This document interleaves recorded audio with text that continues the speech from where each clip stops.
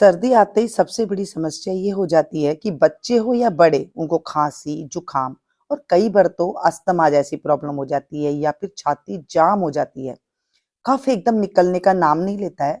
तो आज मैं आपके साथ ऐसी रेमेडी शेयर करूंगी जिससे ये 3 बीमारियां नहीं और भी कई तरह के जैसे डाइजेशन वाली प्रॉब्लम हो जाती है या फिर कईयों को ना सर्दी में ही पीलिया जैसी बीमारी हो जाती है, डाइजेशन खराब हो जाता है, उसमें भी ये फायदेमंद रहेगा। यहाँ पर सबसे पहले मैं 1 गिलास के करीब पानी लूँगी। यहाँ पर 1 कप ले सकते हैं या आप ज़्यादा कम भी कर सकते हैं, इसमें कोई दिक्कत वाली बात नहीं है। यहाँ है ये पुदीना का पाउडर। पुदीना हरा मिलता है तो आप ले लीजिएगा। पुदीना का काम क्या है? इसकी तासीर ठंडी होती है। ये गर्मियों में आपने देखा होगा जब हम आम पन्ना बनाते हैं या फिर लस्सी बनाते हैं उसके अंदर डालते हैं। सर्दी में क्या होता है, कईयों के शरीर में पानी की कमी हो जाती है जिससे डाइजेशन बहुत ज़्यादा खराब हो जाता है, उसमें ये फ़ायदेमंद रहता है। और एक बात बताऊँ, पुदीना ना खाँसी के लिए बहुत अच्छा होता है। जैसे ही सर्दियाँ आती है, धनिया आने लग जाता है, पुदीना आने लग जाता है, तो इस टाइम पर आप ये चटनी के रूप में भी इस्तेमाल कर सकती हैं। और कई बार जब नहीं मिलता है, पुदीना खराब हो जाता है, तो गर्मी में पुदीना जो सुखाया हुआ होता है, वो सर्दी में आप इस तरह से यूज़ ले सकती हैं। दूसरी चीज़ है दालचीनी, इसका टुकड़ा हमें इतना सा लेना है। दालचीनी खून को गाढ़ा नहीं करती है, कफ को जमने नहीं देती है और भी बहुत सारे इसके फ़ायदे होते हैं। खुशबू बहुत अच्छी होती है, लेकिन डालना कितना है? सिर्फ़ इतना सा ही, ज़्यादा नहीं डालना होता है इसे। और ये 2 तरीके से आती है, एक इस तरह से गोल-गोल स्टिक में आती है, एक सीधी-सीधी आती है। जैसे भी आपके यहाँ पर मिले, आप ले सकते हैं।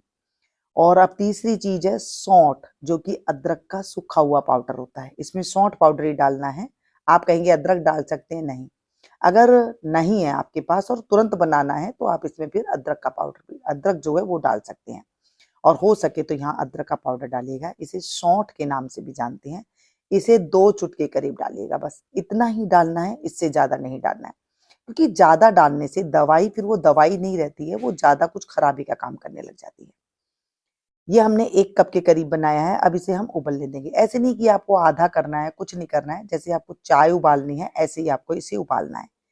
चाय की तरह बना करके इस ड्रिंक को जब हम लेते हैं या बच्चों को देते हैं, आप देखेंगे पहली बार में ही जैसे सौं-सौं की आवाज़ आती है छाती से जब साँस लेते हैं या फिर साँस खुल नहीं रही है, नाक नहीं खुल रही है या छाती में बलगम भयंकर हो चुका है।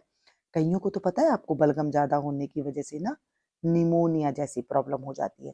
तो आप इस तरह की जब रेमेडियाँ इस्तेमाल करते हैं, ये हमारी घरेलू चीज़ें जो होती हैं इसका इस्तेमाल करते हैं तो ये बहुत ज़्यादा फ़ायदेमंद होती है।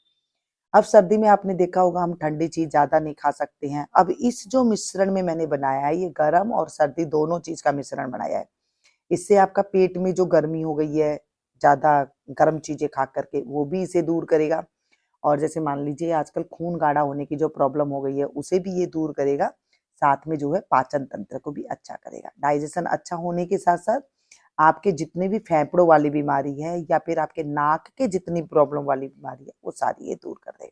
मान लीजिए आपको बच्चों को देना है तो कितना देना है? बच्चों को आप दें तो सिर्फ़ चौथाई कप यानी कि 4 से 5 चम्मच जो हम चावल खाते हैं ना, वो चम्मच आप दे दीजिएगा।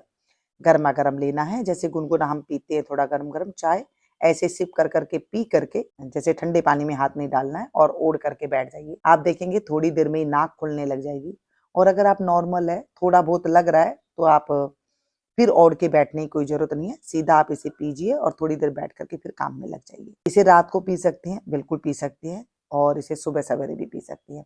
मान लीजिए दिन में किसी को हो गया है तो आप इसे दिन में भी दे सकती हैं। वैसे आपको इसे एक टाइम ही लेना है, या तो सुबह सवेरे ले सकती हैं या शाम को ले सकती हैं या फिर आपको जब लगे कि ज़्यादा हो रखा है तभी भी इसे ले लीजिएगा। ये कोई नुकसान वाली चीज़ें नहीं है। सौंठ पाउडर हम लोग अक्सर चाय में डालते हैं, दालचीनी भी डालते हैं। ज़्यादा गरम-गरम चीज़ भी नहीं लेनी होती है। जैसे मान लीजिए लौंग भी डाल ली आपने, काली मिर्ची भी डाल ली आपने, हल्दी भी डाल ली, तो बहुत ज़्यादा नुकसान होता है। पता लगता नहीं है, पेट गड़बड़ाहट होने लग जाती है, भूख मर जाती है। और एक आपको अच्छी बात बताऊँ, इस ड्रिंक को पीने के बाद ना आपको भूख भी बहुत अच्छी लगेगी। कइयों को भूख ज़्यादा नहीं लगती है, जी घबराने लगता है, मिचलाने लगता है, ऐसे लगता है जैसे कि ना भारी-भारी शरीर हो रहा है। तो इस चीज़ को पीने के बाद आपको ये चीज़ में भी रिलैक्स मिलेगा। अगर वीडियो में आपको कोई भी चीज़ अच्छी लगी हो या फिर कोई और चीज़ जानने की इच्छा हो, तो आप कमेंट करके ज़रूर बताइएगा।